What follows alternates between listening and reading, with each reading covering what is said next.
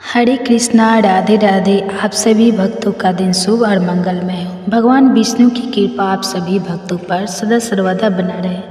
आज हम श्रवण करेंगे पौष मास कथा में आगे का अध्याय। नारद जी ने पूछा ब्रह्मा जी से, पिताजी आप केवल मेरे ही नहीं सबके पिता, समस्त देवताओं में श्रेष्ठ एवं श्रेष्ठ करता है। आपको मेरा प्रणाम है। आप मुझे वह ज्ञान दीजिए जिससे आत्म तत्व का साक्षात्कार हो जाता है। पिताजी, इस संसार का क्या लक्षण है, इसका आधार क्या है, इसका निर्माण किसने किया है, इसका प्रलय किस होता है, यह किसके अधीन है और वास्तव में यह है क्या, आप इसका तत्व बतलाइए।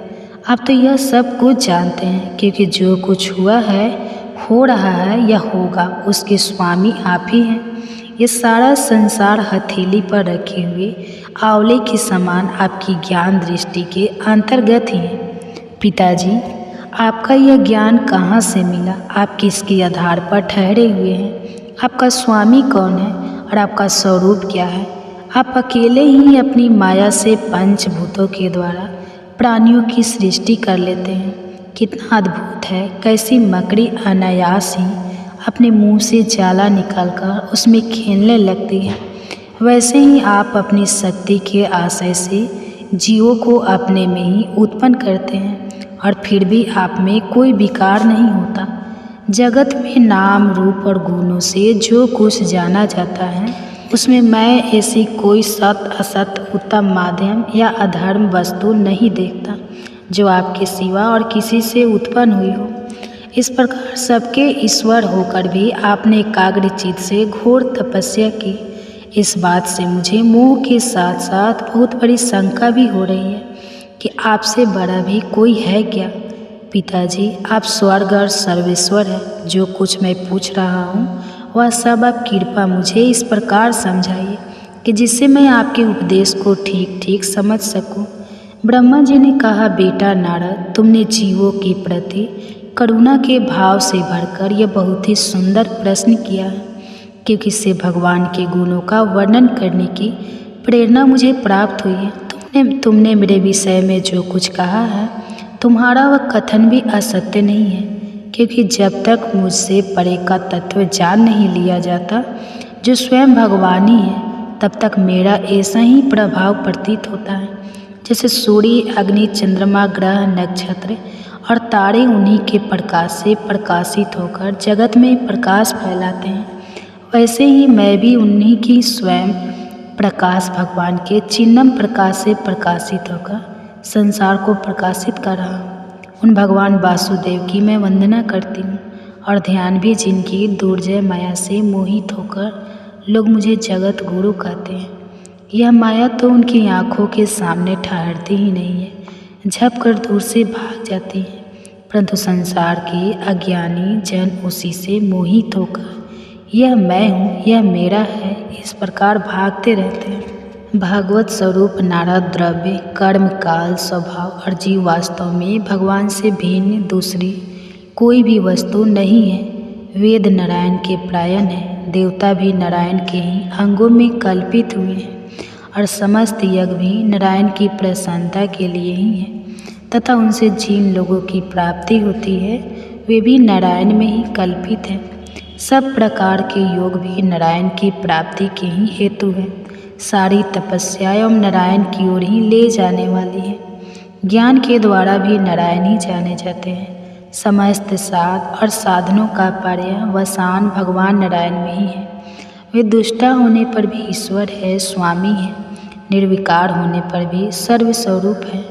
उन्होंने ही मुझे बनाया है और उनकी दृष्टि से ही प्रेरित होकर मैं उनकी इच्छा अनुसार सृष्टि रचना करता हूँ। भगवान माया के गुणों से रहित एवं अनंत है। सृष्टि, स्थिति और प्रलय के लिए रजोगुण, सत्वगुण और तमोगुण, यह तीन गुण माया के द्वारा उनमें स्वीकार किए गए हैं। यही तीनों गुण द्रव्य, ज्ञान और क्रिया का आश्रय लेकर मायातीत नित्य मुक्त पुरुष को ही माया में स्थित होने पर कार्य कारण और कर्तापन के अभिमान से बांध लेते हैं। नारद इंद्रियातीत भगवान गणों से इन तीन आवरण से अपने स्वरूप को भांति ढक लेते हैं, इसलिए लोग उनको नहीं जान पाते। सारे संसार के और मेरे भी एकमात्र स्वामी वही है, मायापति। भगवान ने एक से बहुत से होने की इच्छा होने पर अपनी माया से अपने स्वरूप में स्वयं प्रात काल कर्म और स्वभाव को स्वीकार कर लिया। भगवान की शक्ति से ही काल ने 3 गुणों में शोभ उत्पन्न कर दिया, स्वभाव ने उन्हें रूपांतरित कर दिया और कर्म ने महत्व को जन्म दिया। रजोगुण और सतगुण की होने पर महत्व का जो विकार हुआ, उससे ज्ञान, क्रिया और द्रव्य रूप तम प्रधान विकार हुआ, वह अहंकार कहलाया और विकार को प्राप्त होकर 3 प्रकार का हो गया। उसके भेद है वकार, तेजस और तामस। नारद जी वे क्रमशः ज्ञान शक्ति, क्रिया शक्ति और द्रव्य शक्ति प्रधान है। जब 5 महाभूतों के कारण रूप, तामस, अहंकार में विकार हुआ, तब उससे आकाश की उत्पत्ति हुई। आकाश की तन मात्रा और गुण शब्द है। इस शब्द के द्वारा ही दृष्टा और दृश्य का बोध होता है। जब आकाश में विकार हुआ, तब उससे वायु की उत्पत्ति हुई। उसका गुण स्पर्श है। अपने कारण का गुण आ जाने से यह शब्द वाला भी है। इंद्रियों में स्फूर्ति, शरीर में जीवानी शक्ति, ओज और बल इसके रूप है। काल, कर्म और स्वभाव में वायु में भी विकार हुआ, उससे तेज की उत्पत्ति हुई। इसका प्रधान गुण रूप है। साथ ही इसके कारण आकाश और आयु के गुण शब्द एवं स्पर्श भी इसमें है। तेज के विकार से जल की उत्पत्ति हुई। इसका गुण है रस कारण। तत्व के गुण शब्द, स्पर्श और रूप भी है। इसमें है जल के विकार से पृथ्वी की उत्पत्ति हुई। उसका गुण है गंध। गंध के कारण के गुण कार्य में आते हैं। इस न्याय से शब्द, स्पर्श, रूप और ऐसे चारों गुण भी इसमें विद्यमान है। ओंकार, अहंकार से मन की ओर इंद्रियों के 10 अधिराष्ट्रीय देवताओं की भी उत्पत्ति हुई। उनके नाम ही दिशा, वायु, सूर्य, वरुण, अश्विनी कुमार, अग्नि, इंद्र, विष्णु, मित्र और प्रजापति। तेजस अहंकार के विकार से स्रोत, त्वचा, नेत्र, जीवा और ग्रहण, ये 5 ज्ञानेंद्रिय एवं वाक, हस्तपाद, गुदा और जनन प्रिय, ये 5 कर्मेंद्रियाँ उत्पन्न हुई। साथ ही ज्ञान शक्ति रूप बुद्धि और कार्य शक्ति रूप प्राण भी तेजस अहंकार से ही उत्पन्न हुए। श्रेष्ठ ब्रह्माविद जिस समय यह 5 भूत इंद्रिय, मन और सत्य आदि तीनों गुण परस्पर संगठित नहीं थे, तब अपने रहने के लिए भागों के साधन रूप शरीर की रचना नहीं कर सके। जब भगवान ने इन्हें अपनी शक्ति से प्रेरित किया, तब ये तत्व परस्पर एक दूसरे के साथ मिल गए और उन्होंने आपस में कार्यकरण भाव स्वीकार करके वृष्टि अस्मिष्टि रूप पिंड और ब्रह्मांड दोनों की रचना की। वह ब्रह्मांड रूप अंडा 1 सहस्त्र वर्ष तक निर्जीव रूप से जल में पड़ रहा। फिर काल और स्वभाव को स्वीकार करने वाले भगवान ने उसे जीवित कर दिया। उस अंडे को फोड़कर उसमें से वही विराट पुरुष निकला, जिसके जंघा, चरण, भुजाएं, नेत्र, मुख और सिर शास्त्रों की संख्या में है। विद्वान पुरुष उसी के अंगों में समस्त लोक और उनमें रहने वाली वस्तुओं की कल्पना करते हैं। उसकी कमर से नीचे की अंगों में 7 पाताल की और उसके पैरों से ऊपर के अंगों में 7 स्वर्ग की कल्पना की जाती है।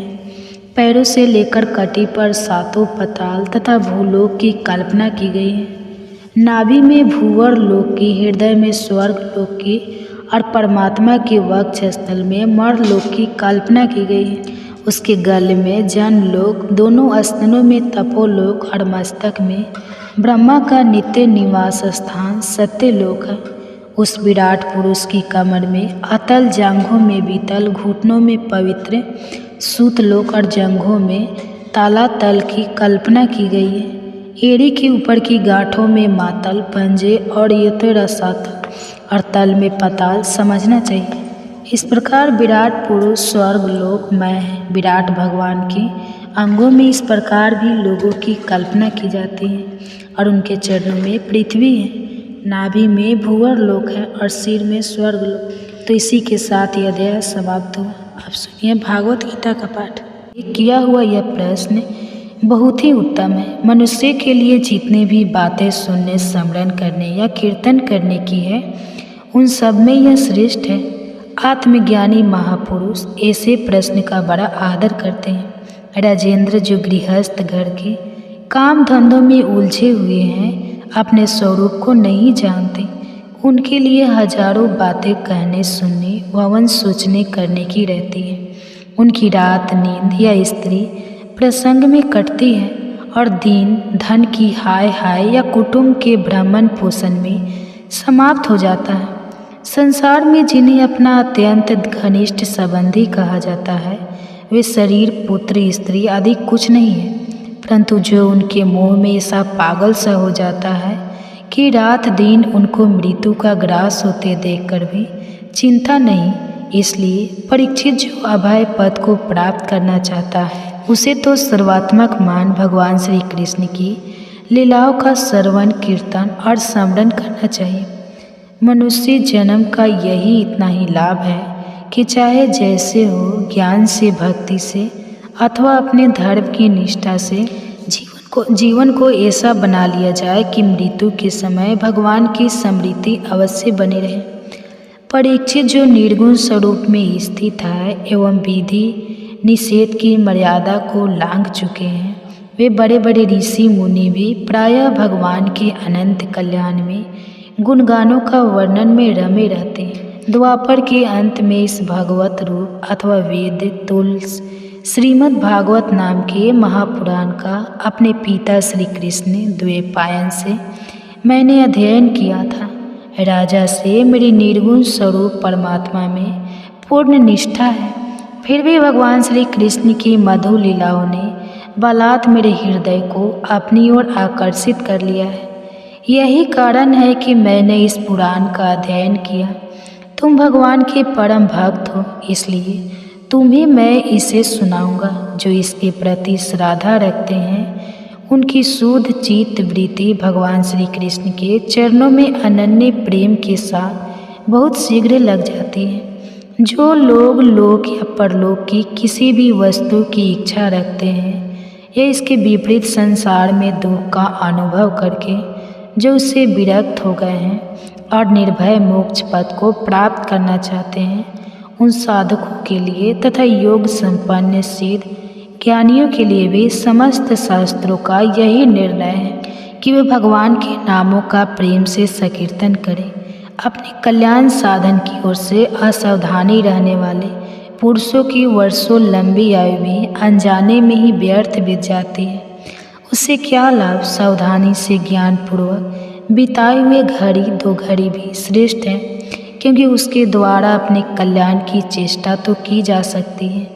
राजास खटवांग अपनी वायु की समाप्ति का समय जानकर 2 घड़ी में ही सब कुछ त्याग कर भगवान के अभय पद को प्राप्त हो गए। परीक्षित, अभी तो तुम्हारे जीवन की अवधि 7 दिन की है।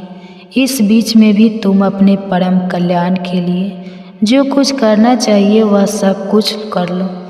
मृत्यु का समय आने पर मनुष्य घबराए नहीं। उसे चाहिए कि वह वैराग्य के शास्त्र से शरीर और उससे संबंध रखने वालों के प्रति ममता को काट डाले। धैर्य के साथ धाड़ से निकलकर पवित्र तीर्थ के जल में स्नान करें और पवित्र तथा एकांत स्थान में विधि पूर्वक आसन लगाकर बैठ जाए। तत्पश्चात परम पवित्र 3 मात्राओं से युक्त ओम शब्द का मन ही मन उच्चारण करें। प्राण वायु के वश में करके मन का दमन करें और एक क्षण के लिए भी प्रणव को ना भूलें। बुद्धि की सहायता से मन के द्वारा इंद्रियों को उनके विषय से हटा लें और कर्म की वासनाओं से चंचल हुए मन को विचार के द्वारा रोककर भगवान के मंगलमय रूप में लगाएं। स्थिर चित्त से भगवान के श्री विग्रह में से किसी एक अंग का ध्यान करें। इस प्रकार एक एक अंग का ध्यान करते करते विषय वासना से रहित मन को पूर्ण रूप से भगवान में ऐसा तल्लीन कर दे कि फिर और किसी विषय का चिंतन ही ना हो।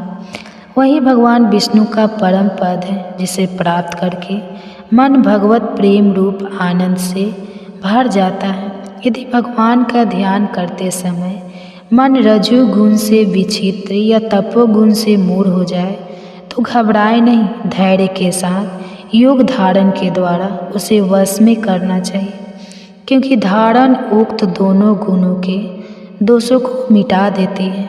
धारणा स्थित हो जाने पर ध्यान में जब योगी अपने परम मंगलमय आश्रय को देखता है, तब उसे तुरंत ही भक्ति योग की प्राप्ति हो जाती है।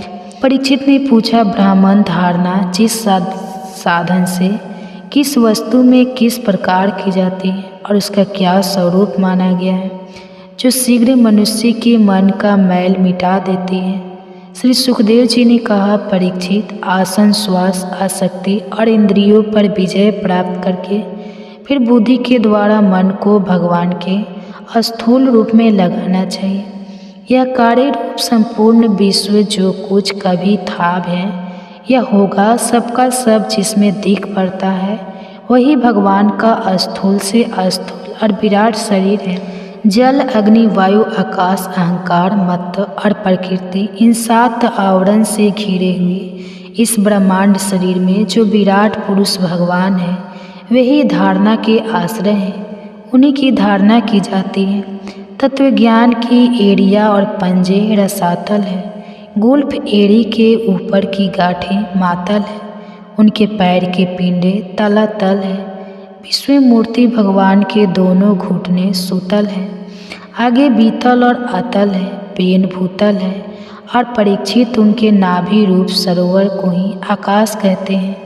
आदि पुरुष परमात्मा की छाती को स्वर्ग लोक, गले को महर लोक, मुख को जन लोक और ललाट को तपोलोक कहते हैं। उन सहस्त्र सिर वाले भगवान का मस्तक समूही सत्य लोक है। इंद्र आदि देवता उनको भुजाएं हैं, दिशाएं, कान और सब श्रवण इंद्रिय हैं। दोनों अश्विनी कुमार उनकी नासिका के छिद्र हैं। गंध ग्रहण इंद्रिय है और धधकती हुई आग उनका मुख है। भगवान विष्णु के नेत्र अंतरिक्ष हैं, उनमें देखने की शक्ति सूर्य है। दोनों पल के रात और दिन है। उनका भ्रू विलास ब्रह्मालोक है। तालु जल है और जीवा रस सब प्रकार से स्नेह दात है और उनकी जगन मोहिनी माया को ही उनका मुस्कान कहते हैं। यह अत्यंत सृष्टि उसी माया का कटाक्ष विपेक्ष है। लज्जा ऊपर का होठ और लोभ नीचे का होठ है।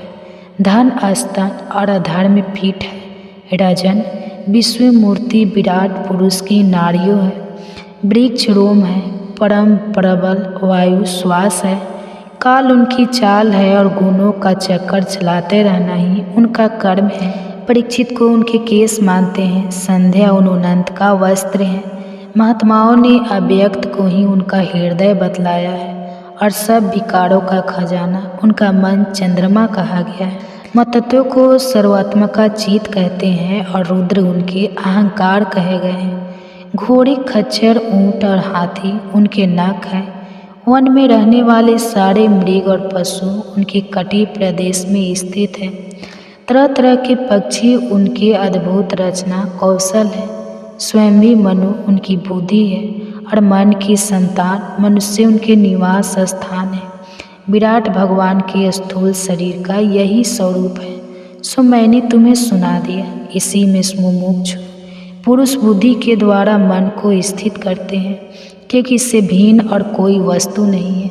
जैसे स्वप्न देखने वाला स्वप्नावस्था में अपने आप को विविध पदार्थों के रूप में देखता है, वैसे ही सबकी बुद्धि वृत्तियों के द्वारा सब कुछ अनुभव करने वाला सर्वत्यामी परमा भी एक ही है। उन सत्य स्वरूप आनंद निधि भगवान का ही भजन करना चाहिए।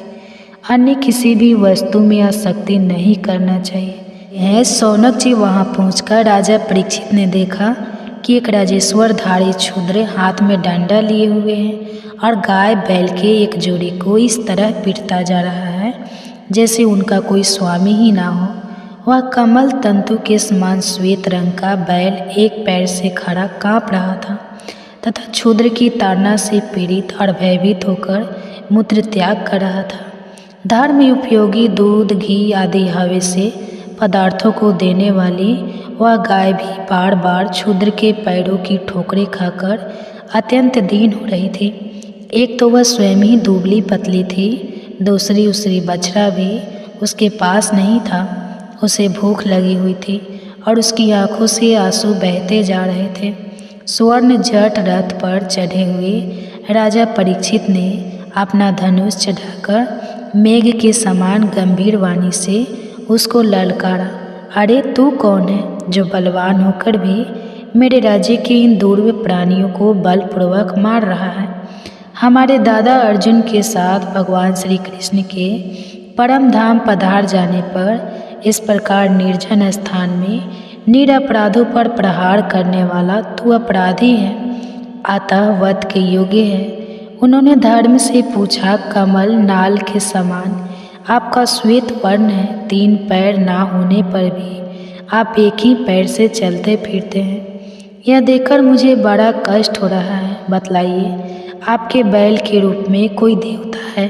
अभी भूम कुरुवंश नर पतियों के बाहुबल से सुरक्षित है, इसमें आपके सिवा और किसी भी प्राणी की आंखों से शोक के आंसू बहते मैंने नहीं देखा। धेनु पुत्र, अब आप शोक न करें, इस क्षुद्र से निर्भय हो जाए। गौ माता, मैं दुष्टों को दंड देने वाला हूँ, अब आप रोए नहीं, आपका कल्याण। देवी, जिस राजा के राज्य में दुष्टों के उपद्रव से सारी प्रजा त्रस्त रहती है, उस मतवाले राजा की कीर्ति, आयु, ऐश्वर्य और परलोक नष्ट हो जाते हैं। राजाओं का परम धर्म यही है कि वे दुखियों का दुख दूर करें। यह महादुष्ट और प्राणियों को पीड़ित करने वाला है, अतः मैं अभी इसे मार डालूंगा। सुरभि नंदन, आप तो 4 पैर वाले जीव हैं, आपके 3 पैर किसने काट डाले? श्री कृष्ण के अनुयायी राजाओं के राज्य में कभी कोई भी आपकी तरह दुखी ना हो। वृषभ, आपका कल्याण हो। बतलाइए, आप जैसे निरपराध साधुओं का अंग बाहर करके किस दुष्ट ने पांडव की कृति में कलंक लगाया है? जो किसी निरपराधी प्राणियों को सताता है, उसे चाहे वह कभी भी रहे, मेरा भय अवश्य होगा। दुष्टों का दमन करने से साधुओं का कल्याण ही होता है। जो उन दंड व्यक्ति निरपराध प्राणियों को दुख देता है, वह चाहे साक्षात देवता ही क्यों न हो, मैं उसकी बाजू बंद से विभूषित भुजाओं को काट डालूंगा। बिना आपत्ति काल के मर्यादा का उल्लंघन करने वाले को शास्त्र अनुसार दंड देते हुए अपने धर्म में स्थित लोगों का पालन करना राजाओं का परम धर्म है।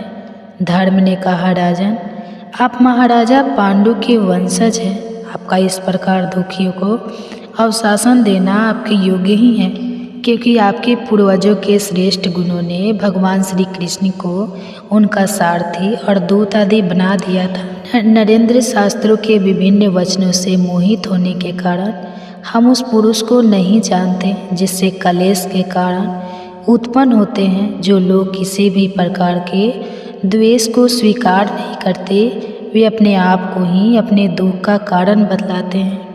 कोई प्रबंध को कारण बतलाते हैं तो कोई कर्म को, कुछ लोग स्वभाव को तो कुछ लोग ईश्वर को दुख का कारण मानते हैं। किन्हीं किन्हीं का ऐसा भी निश्चय है कि दुख का कारण ना तो तर्क के द्वारा जाना जा सकता है और ना ही वाणी के द्वारा बतलाया जा सकता है। राज से अब इनमें कोई सहमत ठीक या आप अपनी बुद्धि से ही विचार लीजिए। सोचिए, कहते हैं ऋषि श्रेष्ठ शौनक जी, धर्म का यह वचन सुनकर सम्राट परीक्षित बहुत प्रसन्न हुए। उनका खेद मिट गया। उन्होंने शांत चित होकर उनसे कहा, परीक्षित ने कहा, धर्म का तत्व जानने वाले वृषभ देव, आप धर्म का उपदेश कर रहे हैं। अवश्य ही आप वृषभ के रूप में स्वयं धर्म हैं। आपने अपने को दुख देने वाले का नाम इसलिए नहीं बताया है कि अधर्म करने वाले को जो नरक आदि प्राप्त होते हैं, वही चुगली करने वाले को भी मिलते हैं, अथवा यही सिद्धांत निश्चित है कि प्राणियों के मन और वाणी से परमेश्वर की माया के स्वरूप का निरूपण नहीं किया जा सकता। धर्मदेव सत्य रूप में आपके 4 चरण थे, तब पवित्रता, दया और सत्य इस समय अधर्म के अंश, गर्भ, आसक्ति और मत से 3 चरण नष्ट हो चुके हैं। अब आपका 4था चरण केवल सत्य ही बचा रहा है। उसी के बल पर आप जी रहे हैं। असत्य से पुष्ट हुआ यह धर्म रूप कलयुग उसे भी ग्रस्त कर लेना चाहता है। एक गौ माता साक्षात पृथ्वी है। भगवान ने इनका भारी बोझ उतार दिया था और उनके राशि राशि सौंदर्य से बिखेरने वाले चरण चिन्हों से सर्वत्र उत्सवमय हो गई थी, अब उनसे बिछड़ गई है। महारथी परीक्षित ने इन प्रकार धर्म और पृथ्वी को संतान दी। फिर उन्होंने अधर्म के कारण रूप कलयुग को मारने के लिए तीक्ष्ण तलवार उठाई। कलयुग ताड़ गया कि ये तो अब मुझे मार ही डालना चाहते हैं। अतः झटपट उसने अपने राज चिन्ह उतार डाले और भय विवल होकर उनके चरणों में अपना सिर रख दिया। परीक्षित बड़े यशस्वी, दीन वत्सल और शरणागत राक्षस थे। उन्होंने जब कलयुग को अपने पैरों पर पड़े देखा तो कृपा करके उसको मारा नहीं, अभी हंसते हुए से उससे कहे, परीक्षित बोले, जब तू हाथ जुड़कर शरण आ गया तब अर्जुन के यशस्वी वंश में उत्पन्न हुए किसी भी विष से तुम्हें कोई भय नहीं है, परंतु तू अधर्म का सहायक है, इसलिए मुझे मेरे राज्य में बिल्कुल नहीं रहना चाहिए। तेरे राजाओं के शरीर में रहने से ही लोभ, झूठ, चोरी, दुष्टता, सर्व धर्म त्याग, दरिद्रता, कपट, कलह, दंभ और दूसरे पापों की बढ़ती हो रही है। अतः धर्म के साथ ही इस बहावतों में तू एक क्षण के लिए भी ना ठहरना, क्योंकि यह धर्म और सत्य का निवास स्थान है। इस क्षेत्र में यज्ञ विधि के जानने वाले महात्मा यज्ञों के द्वारा यज्ञ पुरुष भगवान की आराधना करते रहते हैं। इस देश में भगवान श्री हरि यज्ञों के रूप में निवास करते हैं। यज्ञों के द्वारा उनकी पूजा होती है और वे यज्ञ करने वालों का कल्याण करते हैं। वे सर्वात्मक कामनाओं को पूर्ण करते रहते हैं। सूत जी कहते हैं, पर की आज्ञा सुनकर कलयुग सिहर उठा। यमराज के समान मारने के लिए उद्धत हाथ में तलवार लिए हुए परीक्षित से वह बोला। कलयुग ने कहा, सर्वभौम आपकी आज्ञा से जहाँ कहीं भी मैं रहने का विचार करता हूँ, वहीं देखता हूँ कि आप धनुष पार बाण चढ़ाए खड़े हैं। धार्मिक शिरोमणि, आप मुझे वह स्थान बतलाइए जहाँ मैं आपकी आज्ञा का पालन करता हुआ इस तरह होकर रह सकूँ। सूत जी कहते हैं, कलयुग की प्रार्थना स्वीकार करके राजा परीक्षित ने उसे 4 स्थान दिए: ध्रुत, मदपान, स्त्री संग और हिंसा। इन स्थानों में क्रमशः सत्य, मद, आसक्ति और निर्दयता से ये 4 प्रकार के धर्म निवास करते हैं। उसने और भी स्थान मांगे, तब श्रीमद् परीक्षित ने उसे रहने के लिए एक और स्थान स्वर्ण दिया। इस प्रकार कलयुग के 5 स्थान हो गए: झूठ, मद, काम, वैर और राजोगुण। परीक्षित के दिए हुए इन्हीं 5 स्थानों में अधर्म का मूल कारण काली उनका अज्ञाता का पालन करता हुआ निवास करने लगा। इसलिए आत्म कल्याण कामी पुरुषों को इन 5 स्थानों का सेवन कभी नहीं करना चाहिए। धार्मिक राजा, प्रजा वर्ग के लौकिक नेता और धर्म प्रदेश गुरुओं की भी तो बड़ी सावधानी से इनका त्याग करना चाहिए। राजा परीक्षित ने इसके बाद विषय रूप धर्म के 3 चरण तपस्या, सोच और दया जोर दिए और अवशासन देकर पृथ्वी का संवर्धन किया। वही महाराज परीक्षित इस समय अपने राज सिंहासन पर विराजमान है, जिसे उनके पिता महाराज युधिष्ठिर ने वन में जाते समय उन्हें दिया था। वे परम यशस्वी, सौभाग्य भाजन चक्रवर्ती सम्राट राजर्षि परीक्षित इस समय हस्तिनापुर में कौरव कुल की राज्य लक्ष्मी से सौभाग्यमान है। अभिमन्यु नंदन राजा परीक्षित वास्तव में ऐसे ही प्रभावशाली है, जिनके शासन काल में आप लोग इस दीर्घकालीन यज्ञ के लिए दीक्षित हुए हैं। तो इसी के साथ यह अध्याय समाप्त हुआ। इसके आगे की कथा में कल के अध्याय में सुनाऊंगा। तब तक के लिए आप सुनिए भागवत महापुराण की कथा। पौष भागवत महापुराण की कथा में आगे बढ़ते हैं और आज के अध्याय का आरंभ करते हैं। भगवान श्री विष्णु ने कहा, हे राजेंद्र, शकुला के मन में केवल पति का ही ध्यान था, पति की ही कामना थी। उसके अस्तित्व का प्रभाव देखकर देवराज इंद्र ने भी पूर्णतया अपने मन में विचार किया, मैं मैं इसके अविचलन धैर्य को नष्ट कर दूंगा। ऐसा निश्चय करके उन्होंने तुरंत ही कामदेव का स्मरण किया। महाबली कामदेव अपनी प्रिया रति के साथ वहां आ पहुँचे और हाथ जोड़कर इंद्र से कहने लगे, हे नाथ, इस समय किस लिए आपने मुझे याद किया? आज्ञा दीजिए, मैं अवश्य ही उसका पालन करूंगा। कामदेव को अपने समक्ष देखकर इंद्रदेव ने कहा, हे कामदेव, यह जो पतिव्रते में तत्पर रहने वाली महाभागा शकुला है वह परम पुण्यवती और मंगलमय है। मैं इसे अपनी ओर आकर्षित करना चाहता हूँ। यह सुनकर कामदेव ने कहा, हे सहस्त्रलोचन, मैं आपकी इच्छा पूर्ति के लिए आपकी सहायता अवश्य करूँगा। हे देवराज, मैं देवताओं, मुनियों और बड़े बड़े ऋषि सौरों को भी जीतने की शक्ति रखता हूँ।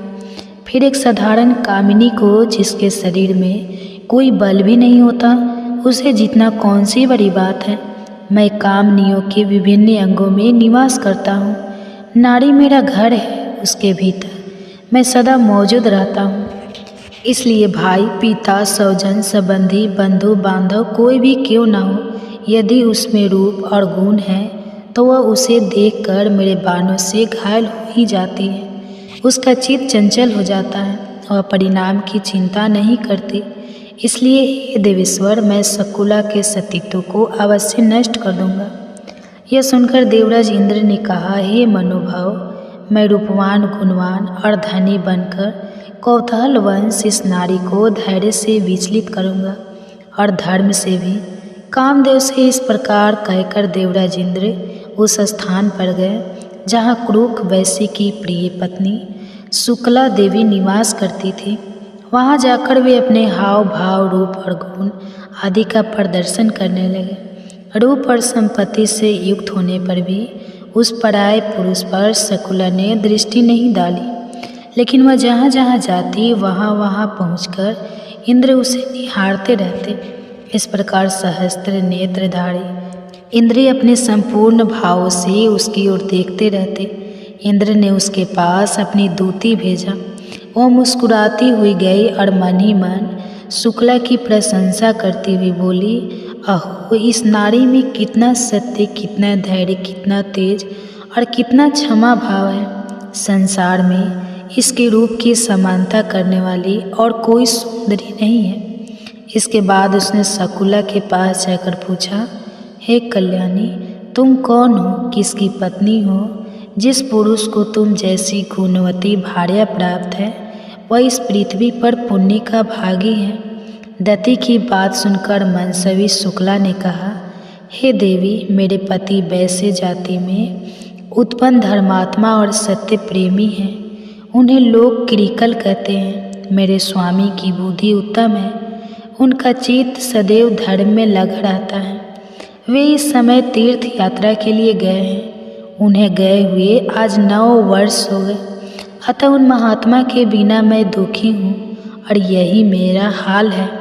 अब बताओ, तुम कौन हो जो मुझसे मेरा हाल पूछ रही हो? शुक्ला का यह कथन सुनकर दूती ने कहा, हे सुंदरी, तुम्हारे स्वामी बड़े निर्दय हैं जो तुम्हें अकेले छोड़कर चले गए। वे अपनी प्रिय पत्नी के घातक जान पड़ते हैं।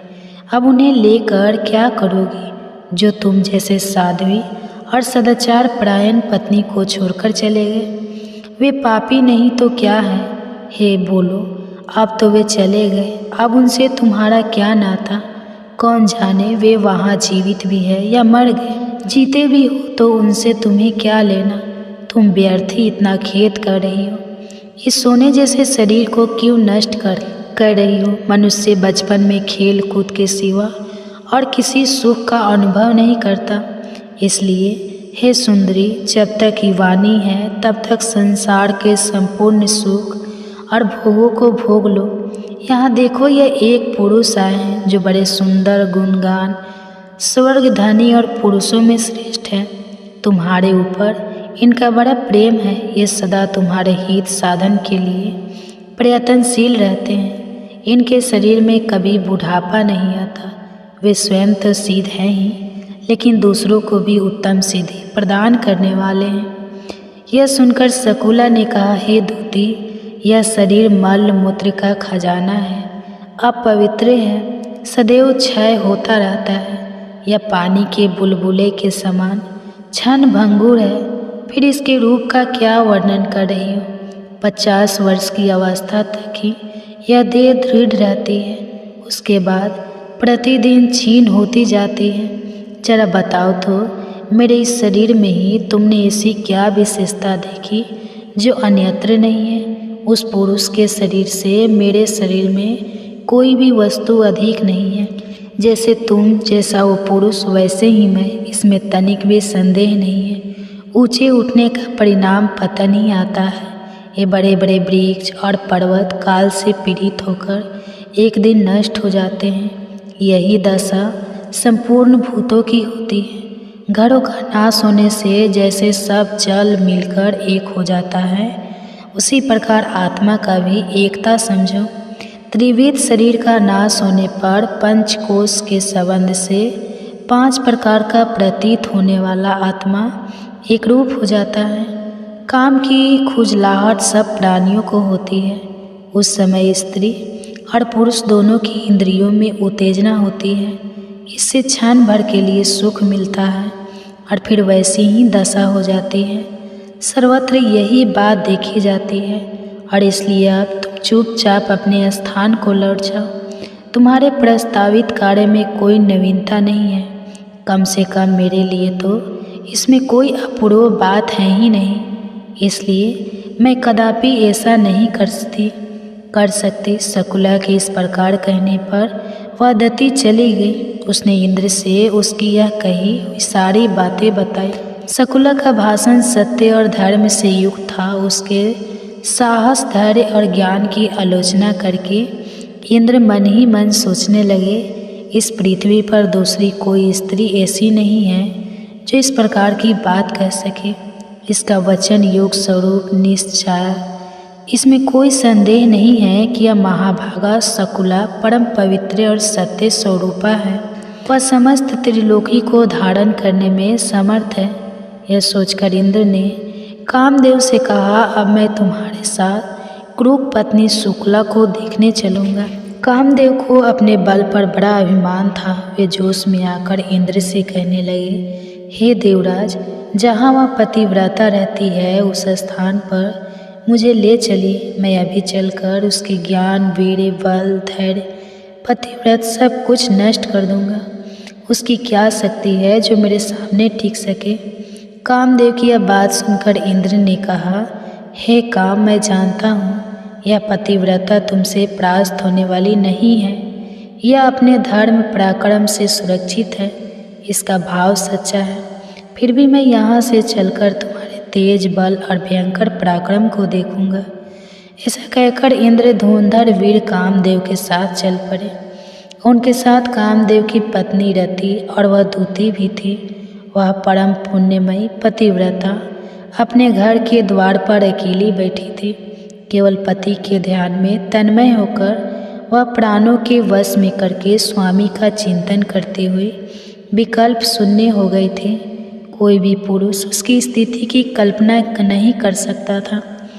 उस समय इंद्र अनुपम तेज और सौंदर्य से युक्त विलास और हाव भाव से सुशोभित अत्यंत सुंदर रूप धारण करके उसके सामने प्रकट हुए। उत्तम विलास और काम भाव से युक्त उस महापुरुष को देखकर भी कुकड़ी की पत्नी ने उसके रूप, गुण और तेज का तनिक भी सम्मान नहीं किया। जैसे कमल के पत्ते पर छोड़ा हुआ जल उस पत्ते की छोड़कर दूर चला जाता है, उस पर ठहरता नहीं, उसी प्रकार वो सती भी उस पुरुष की ओर आकृष्ट नहीं हुई। वो घर के अंदर चली गई और अपने पति में ही अनुरक्त होकर उन्हीं का चिंतन करने लगी। देवराज इंद्र शकुला के शुद्ध भाव को समझ गए और अपने सामने खड़े कामदेव से कहने लगे, इस सती ने सत्य रूप पति के ध्यान का कवच धारण किया है। तुम्हारे बाण इसे चोट नहीं पहुंचा सकते, इसलिए शकुला को परास्त करना असंभव है। यह पतिव्रता अपने हाथ में धर्म रूपी धनुष और ध्यान रूपी उत्तम बाण लेकर इस समय रणभूमि में तुमसे युद्ध करने को तैयार है। हे कामदेव, इस सती के तप का नाश करने से हम दोनों को अनंत और अपार दुख भोगना पड़ेगा। इसलिए अब हमें इसे छोड़कर यहाँ से चले जाना चाहिए। तुम जानते हो, पहले एक बार मैं सती के साथ समागत करने का पापम परिणाम भोग चुका हूँ। महर्षि गौतम ने मुझे भयंकर श्राप दिया था। आग की लपट को छूने का साहस कौन करेगा? कौन ऐसा मूर्ख है जो अपने गले में भारी पत्थर बांधकर समुद्र में उतरना चाहेगा? जब इस प्रकार देवराज इंद्र जाने के लिए तैयार हुए, तब कामदेव ने उन्हें उकसाया और कुछ ऐसी बात कही जो उन्हें नहीं कहनी चाहिए थी। और फिर क्या हुआ वह हम जानेंगे इसी पौष मास कथा श्रृंखला की अगली कड़ी में। अगर आपको आज की कथा अच्छी लगी है तो इस वीडियो को लाइक कीजिए और अधिक से अधिक लोगों तक इस कथा को पहुंचाइए, इसे शेयर कीजिए, जिससे उन्हें भी इस पवित्र पौष मास में भागवत महापुराण की कथा का श्रवण करने का पुण्य फल प्राप्त हो। सामान्यतः देखा जाता है कि लोगों की कथनी अड़ करने में अंतर होता है और यह भौतिक जीवों का सामान्य स्वभाव है, लेकिन भगवान और उनके शुद्ध भक्तों में ऐसा नहीं होता। भगवान श्री कृष्ण भगवत गीता के 9वें अध्याय के 22वें श्लोक में कहते हैं, अनन्य चिंतयतो माम ये जना परे उपास तेषाम नित्य अभियुक्त नाम योग्य छेद व्यामय व्याम। भगवान सिर्फ बोलते ही हैं, जी नहीं, वह करते भी हैं। और जब वह अपने भक्तों के लिए अपना वचन पूरा करते हैं तो कोई कमी भी नहीं छोड़ते। अब देखिए, भगवान श्री कृष्ण के रूप में हमने उनकी कथनी तो सुन ली, लेकिन आज हम उन्हें जगन्नाथ जी के रूप में इस कथनी को करनी में बदलते हुए भी देखेंगे। तो चलिए, अत्यंत मधुर कथा के तार और सरगम चेते हुए हम चलते हैं भागवत महापुराण की कथा की ओर। उड़ीसा के जाजपुर नगर में, जहाँ भगवान जगन्नाथ जी के एक प्रिय भक्त बंधु महाती निवास करते। उनके परिवार में एक पत्नी, एक पुत्र और 2 पुत्रियाँ थीं। स्वभाव से वैष्णव गुणों से समृद्ध, लेकिन भौतिक लक्ष्मी से संपूर्ण निर्धन, ऐसे बंधु महाती भगवान श्री हरि के परम भक्त थे और प्रतिदिन भिक्षा मांगकर जो मिलता उसी से उनके परिवार का जीवन निर्वाह चलता था। अपने गृहस्थ जीवन से वे संपूर्ण अनासक्त थे, जो कि इस भौतिक देह और संसार की क्षण भंगुरता से वे अच्छे से परिचित थे। अब एक बार क्या हुआ कि उनके नगर क्षेत्र में भयंकर अकाल पड़ा। चारों ओर भूख और प्यास से लोग मर रहे थे। जब लोगों के खुद के पास पर्याप्त भोजन नहीं था तो ऐसे समय में लोग भिक्षा कैसे दे सकते थे। इसलिए बंधु मोहती और उनके परिवार को इस कष्ट का सामना करना पड़ा। जब उनकी पत्नी ने देखा कि उनके बच्चे या भूख के कारण मृत्यु शैया पर लेटे चुके हैं तो उनसे यह सहन नहीं हुआ और उन्होंने अपने पति बंधु मोहती से कहा, हे स्वामी, क्या आपके ऐसे कोई रिश्तेदार या सगे संबंधी नहीं है जो हमें इस महामारी के समय में सहायता प्रदान करें? क्यों ना हम इस स्थान को छोड़कर आपके किसी रिश्तेदार के घर चले जाएं, जिससे हमारे बच्चों के संकट में पड़े हुए प्राण की रक्षा हो सके। पत्नी की आर्द्र प्रार्थना सुनकर बंधु मोहंती ने कहा, मेरा कोई रिश्तेदार तो नहीं है, परंतु मेरा एक परम मित्र अवश्य है। वह इस संसार में सर्वश्रेष्ठ है और उसके समान कोई नहीं, लेकिन वह यहाँ से बहुत दूर श्री क्षेत्रपुरी धाम में रहता है। अगर किसी तरह हम उस तक पहुँच गए तो हमारी सभी समस्याओं का समाधान हो जाएगा। बंधु मोहती की बात सुनकर पत्नी ने हर्षित होते हुए कहा, अच्छा, फिर प्रतीक्षा किस बात की? चलिए मैं एक बच्चे को उठा लेती हूँ और आप दूसरे को उठा लीजिए और बिना किसी विलंब और अब हम निकलते हैं। पत्नी की बात सुनकर प्रसन्न हुए बंधु मोहती ने सोचा, चलो इसी बहाने मुझे मेरे प्रभु श्री जगन्नाथ, बलदेव और सुभद्रा जी के दर्शन हो जाएंगे। और बस फिर क्या था, बंधु मोहती अपनी पत्नी और बच्चों के साथ निकल पड़े अपने परम मित्र के घर जाने के लिए, यानी श्री क्षेत्रपुरी धाम के लिए। 4 दिन की कठोर यात्रा के बाद वे सभी जगन्नाथ मंदिर के द्वार पर जा पहुँचे। उस समय हजारों लोगों की भीड़ वहां दर्शन के लिए एकत्रित हुई थी, इसलिए सुरक्षा प्रबंध मजबूत था। अब ऐसे समय में मंदिर में जाने का अवसर उन्हें नहीं मिल पाया, इसलिए उन्होंने बाहर से ही पतित पावन जगन्नाथ जी के दर्शन किए और पेजा नाला के निकट स्थित दक्षिण द्वार पर चले गए। यह वही स्थान है जहां मंदिर की रसोई में तैयार किए गए चावलों का मान एकत्रित होता है और पेजा के नाम से प्रसिद्ध इस प्रभावी को गाय पीती है। बंधु मोहंती ने अपने परिवार वालों से कहा, आज मेरे मित्र के घर में बहुत से अतिथि आए हुए हैं, इसलिए चौकीदार केवल विशेष अतिथि को ही अंदर जाने दे रहे हैं। इसलिए हम सब ऐसा करते हैं कि आज रात इस स्थान पर हम सब इस जगन्नाथ मंदिर की रसोई से निकलने वाले पेजा द्रव्य को पीकर इस स्थान पर रात्रि में विश्राम कर लेते हैं और फिर जब सुबह हो जाएगी तो हम मेरे मित्र के घर पर चलेंगे। उनकी पत्नी और बच्चों ने उनकी बात मान ली। उन्होंने वहाँ से एक टूटा हुआ कुल्हड़ ढूंढा और मन भरकर चावल का मान पिया और वहीं पर सो गए। उस रात बंधु मोती ने जगन्नाथ जी से प्रार्थना करते हुए कहा, हे जगत के नाथ, आप इस सृष्टि में सभी को पालनहार हैं, क्या हम आपकी सृष्टि से भिन्न हैं?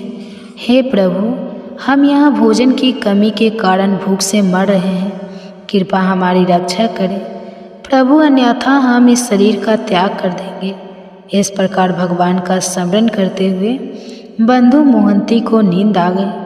कुछ समय बाद सभी पुजारी भगवान की संध्याकालीन सेवा पूजा करके अपने अपने घर चले गए, लेकिन हमारे जगन्नाथ जी को नींद कैसे आ सकती थी और कारण स्पष्ट था। उनका एक परम भक्त अपने परिवार के साथ उनके मंदिर के द्वार पर भूखा सो जा रहा था। भगवान ने सोचा, मेरा मित्र इतनी दूर से यह सोचकर मेरे पास आया था कि मैं ही एकमात्र उसका मित्र हूँ, ऐसे में मैं उसे इस स्थिति में कैसे देख सकता हूँ? नहीं, यह नहीं हो सकता। यह सोचकर जगत के नाथ भगवान जगन्नाथ तो चल पड़े भंडार गृह में। वहाँ जाकर उन्होंने स्वर्ण का एक थाल उठाया, उसमें सारे पकवान भरे और चल पड़े दक्षिण के द्वार की ओर। वहाँ जाकर उन्होंने आवाज़ लगाई, अरे बंधु मोहंती, ओ बंधु मोहंती। जब बंधु मोहंती ने आवाज़ सुनी तो उन्होंने सोचा, यह तो मेरा नाम कोई पुकार रहा है। अरे नहीं, यह मुझे कौन जानता जो मुझे बुलाएगा? शायद मेरे नाम का कोई और व्यक्ति होगा, उसे बुला रहा होगा। इस प्रकार उन्होंने कोई ध्यान ही नहीं दिया। तब जगन्नाथ जी ने दोबारा आवाज़ लगाई, अरे ओ जाजपुर वाले बंधु मोहंती, जरा सुनिए तो, आप पेजा नाला के पास अपने परिवार के साथ रुके हुए हैं, कृपया यहाँ आइए, मैं आपके लिए भोजन लेकर आई हूँ। जब बंधु मोहंती ने ये सुना तो वे उस दिशा में गए और वहाँ जाकर देखा तो भगवान जगन्नाथ एक वृद्ध ब्राह्मण के रूप में भोजन का थाल लेकर खड़े थे। भोजन का थाल देते हुए भगवान ने कहा, कृपया इसका स्वीकार करें और अपने परिवारजनों को भोजन करवाएं। कल प्रातः होते ही मैं आपके लिए सभी व्यवस्था कर दूंगा। बंधु मोहंती ने अत्यंत प्रसन्नतापूर्वक भोजन लिया और अपने परिवार वालों को जगाया और सभी ने भरपेट भोजन प्रसाद ग्रहण किया। उसके बाद बंधु मोहंती स्वर्ण का थाल वापस देने के लिए दक्षिण द्वार पर गए, लेकिन वहाँ कोई वृद्ध ब्राह्मण नहीं थे। बंधु मोहंती ने सोचा, प्रातः काल होगा और जब सभी पुजारी आएंगे तो उन्हें लौटा दूंगा। यह सोचकर उन्होंने उस थाली को कपड़े में लपेट के रख दिया। अगले दिन प्रातः जब सभी पुजारी भंडार गृह में आए और देखा तो वहाँ से एक सोने का थाल गायब था। स्वर्ण थाली के चुराए जाने की सूचना प्रबंधन समिति को दी गई। अचानक किसी ने दक्षिण द्वार पर देखा तो ये स्वर्ण थाली कपड़े के अंदर चमक रही थी। वहाँ आकर देखा तो यह तो बंधु मोहंती के पास पड़ी थी। यह देखकर राजा के सैनिकों को लगा कि बंधु मोहंती ने इस थाली को चुराया है, इसलिए उन्हें बंदी बनाकर निर्दयता से पीटा गया और कारागृह में डाल दिया। बंधु मोहंती और उनकी पत्नी ने राजा के सैनिकों को बहुत समझाया कि इस प्रकार एक वृद्ध ब्राह्मण ने उन्हें भोजन दिया था और वे सुबह उसे लौटाने ही वाले थे, लेकिन किसी ने उनकी एक ना सुनी। अब बंधु मोहंती कारागृह में बंद थे और उन्होंने फिर से एक बार अपने परम मित्र भगवान जगन्नाथ जी को पुकारा, हे गोविंद, हे गोपाल, हे दया निधान, हे प्रभु, मैं तो अधम तप प्राणी हूँ। मेरे जैसा कोई पापी नहीं है और आप जैसा कोई दयालु नहीं, इसलिए आपको मेरे लिए जो भी उचित लगे वही करें। मैं आपकी शरण में हूँ प्रभु, मैं आपकी शरण में हूँ। अपने भक्त की प्रार्थना सुनकर भगवान से सहन नहीं हुआ और वे रात्रि होते ही वे तो निकल पड़े राजा के महल में।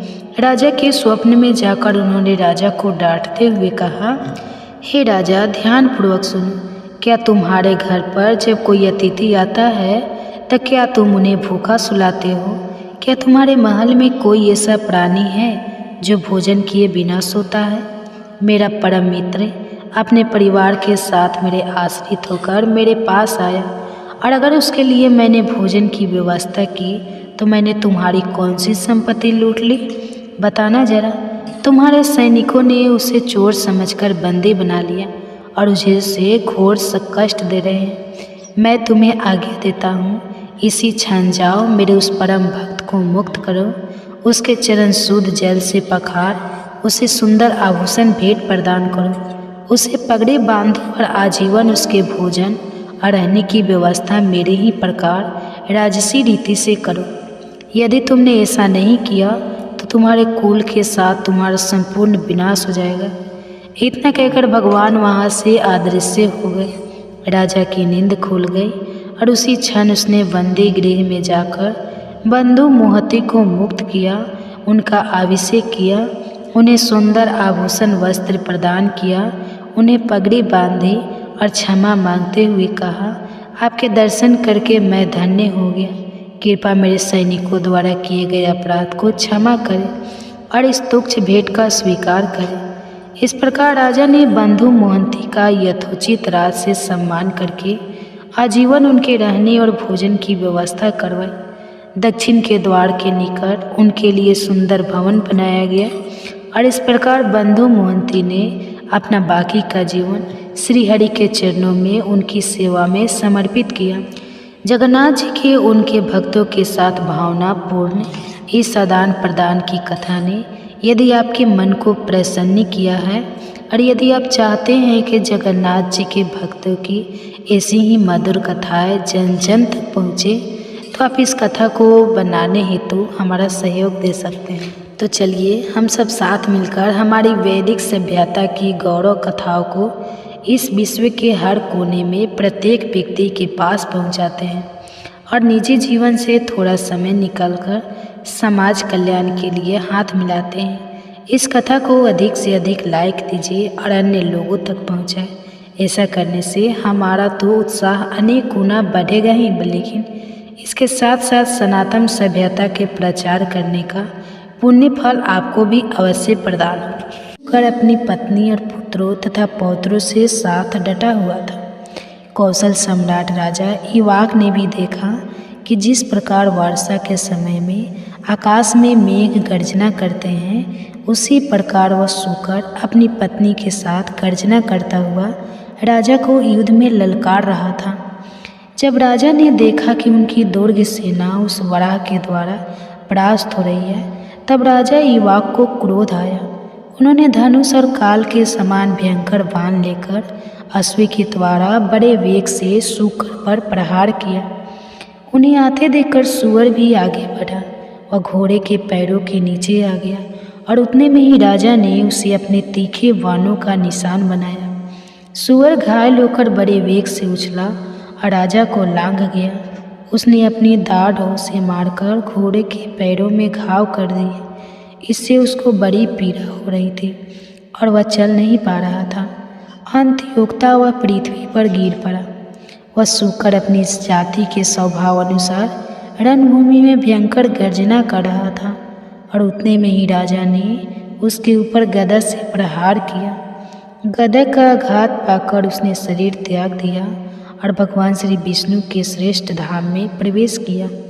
इस प्रकार महाराज इवाक के साथ युद्ध करके वह सूकर राजा हवा के वेग से उखड़कर गिरे हुए वृक्ष की तरह पृथ्वी पर गिर पड़ा और उस समय देवतागण उसके ऊपर पुष्प वर्षा करने लगे। तत्पश्चात समस्त सूर क्रूर और भयंकर व्याध हाथों में पास लेकर उस सकरी की ओर दौड़ पड़े। सकरी अपने 4 बच्चों को घेर कर खड़ी थी। उस महासंग्राम में अपने पति को मरा हुआ देखकर वह शोक से मोहित होकर अपने पुत्रों से कहने लगी, हे बच्चों, जब तक मैं यहाँ हूँ तब तक शीघ्र गति से अन्यत्र भाग जाओ। यह सुनकर उनमें से ज्येष्ठ पुत्र ने कहा, माता, मैं जीवन के लोभ से अपनी माता को संकट में छोड़कर नहीं जाऊँगा। यह कैसे हो सकता है? यदि मैं ऐसा करूँ तो मेरे जीवन को धिक्कार है। मैं अपने पिता के बैर का बदला लूँगा, युद्ध में शत्रु को परास्त करूँगा। तुम मेरे 3 छोटे भाइयों को लेकर पर्वत की कंदरा में चली जाओ। अपने पुत्र की यह बात सुनकर सकरी दुख से आतुर होकर बोली, हे मेरे बच्चे, मैं महापाप नहीं तुझे छोड़कर कैसे जा सकती हूँ।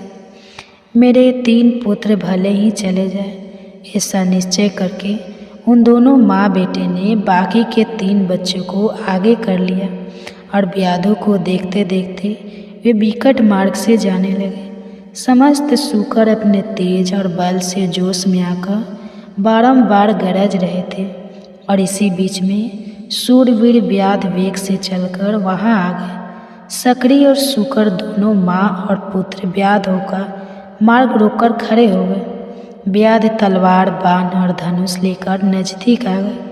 तीखे तोमर, चक्र और मसलों का प्रवाह करने लगे। ज्येष्ठ पुत्र अपनी माता को पीछे करके व्याध के साथ युद्ध करने लगा। कितने को ही दाढ़ से कुचलकर उसने मार डाला, कितनों को ही थूथुन की चोट से धराशायी कर दिया और कितनों को ही खड़ों के अग्रभाग से मारकर मौत के घाट उतार दिया। बहुत से शूरवीर रणभूमि में ढेर हो गए थे। राजा युवा को संग्राम में इन शूरों को युद्ध करते हुए देखकर और उसे पिता के समान ही शूरवीर जानकर स्वयं उसके सामने आए। उनके हाथ में धनुष बाण थे और उन्होंने अर्धचंद्रकाल तीखे बाण से सूकर पर प्रहार किया। उसकी छाती विदीर्ण हो गई और वह राजा के हाथ से घायल होकर पृथ्वी पर गिर पड़ा। गिरते ही उसके प्राण पखीरू उड़ गए। अपने पुत्र के शोक और मोह से अत्यंत व्याकुल होकर सकरी उसकी लाश पर गिर पड़ी। फिर संभलकर उसने अपने थूथुन से ऐसा प्रहार किया जिससे अनेकों शूरवीर धरती पर सो गए। कितने ही व्याध धराशायी हो गए, कितने ही भाग गए और सकरी अपने दाढ़ों के प्रहार से राजा की विशाल सेना को खदेड़ने लगे। यह देखकर काशी नरेश देवराज की पुत्री महारानी सुदेवा अपनी पति से कहती है, हे प्राणनाथ, इस सकरी ने आपकी बहुत बड़ी सेना का विध्वंस कर दिया है, फिर भी आप अब उसकी अपेक्षा क्यों कर रहे हैं? मुझे इसका कारण बताइए।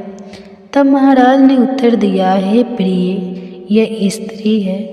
स्त्री के वध से देवताओं ने बहुत बड़ा पाप बताया है, इसलिए मैं इस सकरी को ना तो स्वयं मारता हूँ और ना ही किसी दूसरे को ही इसे मारने के लिए भेज रहा हूँ।